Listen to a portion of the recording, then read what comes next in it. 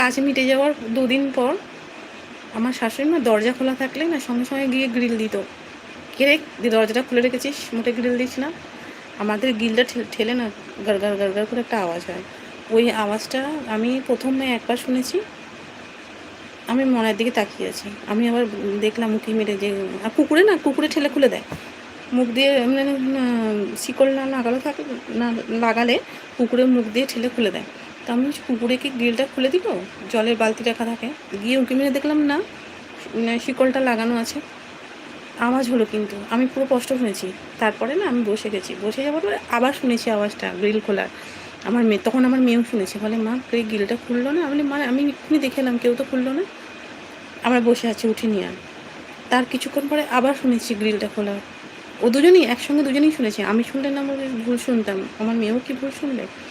তারপরে গিয়ে দুজনেই উঁকি মেরে দেখছি না, খোলেনি তো, গ্রিল যেরম সেরম দেওয়া। ওটা গেল। আমরা